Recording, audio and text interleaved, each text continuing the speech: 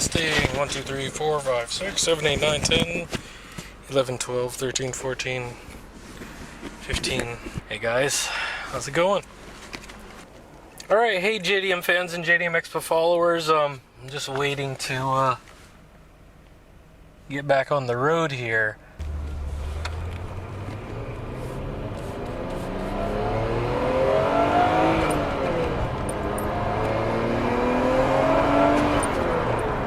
Alright, so now we're back on the highway here, which is Highway 23. It's the one that goes right here in the southern part of Nagoya, right past our shop.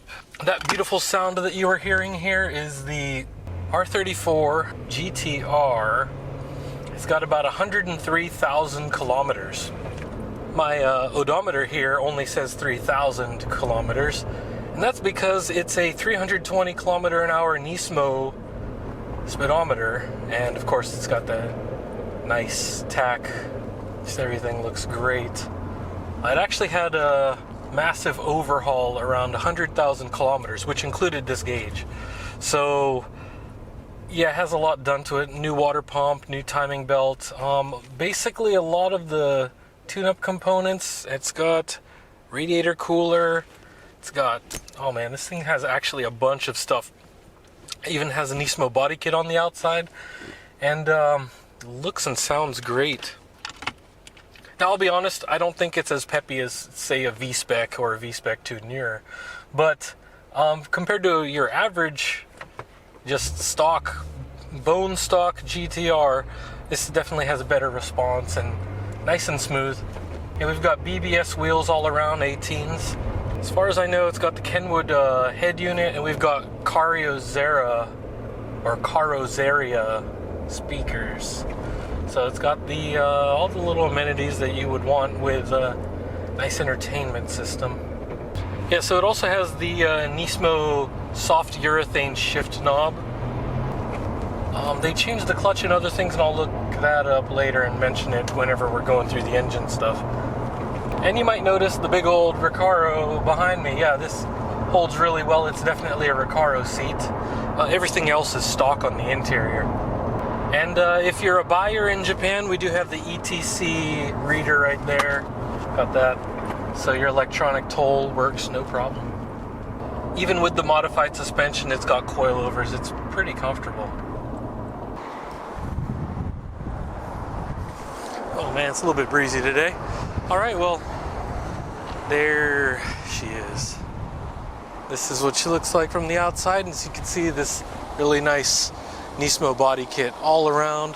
We've got the rear diffuser, and we've got the front lip here, which is definitely Nismo.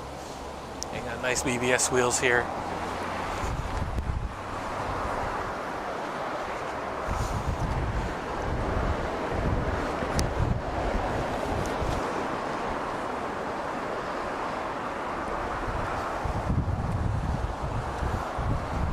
Of course, we have the side skirts there. Oops, sorry, a little windy. We have the Fujitsu exhaust here. It's the titanium. It's the super titanium.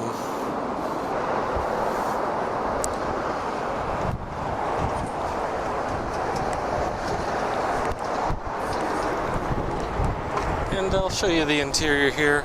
Sorry guys, I know it's a little bit windy out here. Maybe that wasn't the best choice. The weather was a little bit nicer on the other side of town. You can see this is absolutely clean. This nice Recaro seat here. And you can see the rear seats are in really great shape.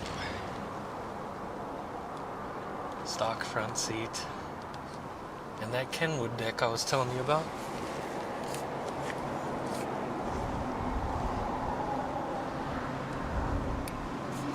And one thing to also note, oh, hold on, let me get the key, is this display, which usually goes bad on a lot of the older models.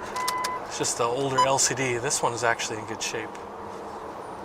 I'm not sure if it was replaced or if it's the original, but judging by a lot of the other things on this, it might be the original. Alright, let's go have a look under the hood. And I'll be reading off the list though, because it is a lot of stuff. can see that there. Let me pop the trunk so you guys can see what's going on back there too. Here we go. Trunk's all nice and good. Let's check under here. Access to that spare tire. Tools and everything that you need for any roadside emergencies.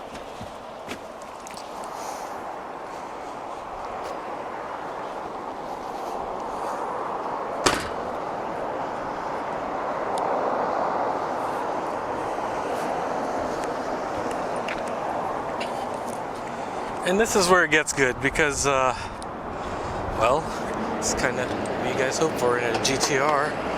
There's plenty of mods, but a lot of it's a little bit more subtle, to be honest, because this actually looks more OEM besides the titanium front. As I touched on while we were driving, there's a lot of stuff that was done during that tune-up at around 100,000 kilometers or roughly 60,000 miles. As I mentioned earlier, there was the timing belt replacement and water pump, and they did change out the spark plug, so basically gave it a tune-up around 100,000 kilometers, which also included the new dash, or the new gauge cluster, and that's actually really nice. They also added the light wheel flyweight and the sports clutch disc and clutch cover, so all of that's under warranty still. That was done at the Nismo dealership just in 2017, so it's only been about 2 years, and in those 2 years only 3,000 kilometers have been put on this car, so that's outstanding. So we do have the new radiator cover and a lot of other things.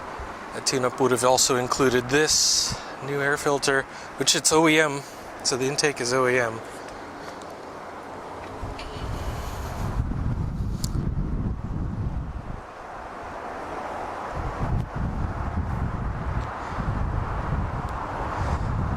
And pretty much, yeah, that would be about it, which is pretty nice. Everything's been well maintained, and there are maintenance records and verification of when they changed out the gauge cluster and they did all this tune-up and everything, so that's pretty awesome. You know, and I have to add, it's just kind of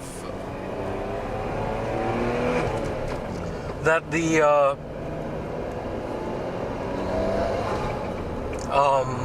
lightened flywheel and the sport clutch that they put on here, I don't know how they would classify the Nismo Sport clutch, if it would be like a stage 1 or it's definitely not a stage 2, it's probably just like a stage 1 level. It's more responsive, and I do like it. It's very good.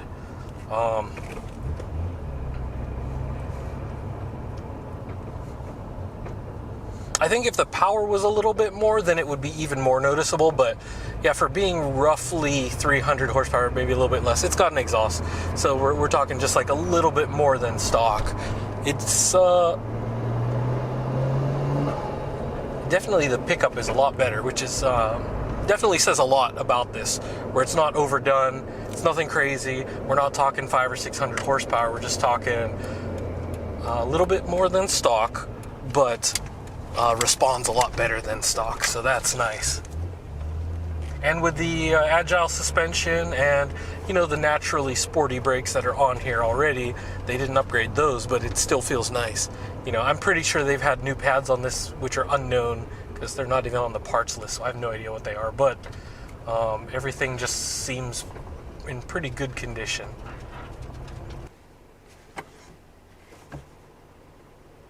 Yeah, I can definitely hear the clutch, so it's definitely one of the upgraded ones where it doesn't have all... There it goes, yeah. So definitely, like when you're at idle and you're in neutral, you can hear it. So, I mean, while I'm driving around, you don't really hear anything, and it's fine. Yeah, it's pretty normal. I've had that on several cars before, and it's just kind of, you hear a little bit of the clutch. It doesn't have all the dampeners and stuff to quiet it down. So, I mean, it's cool. I mean, it's just something to be aware of, so you're not like, oh, is it broken? No, that's normal.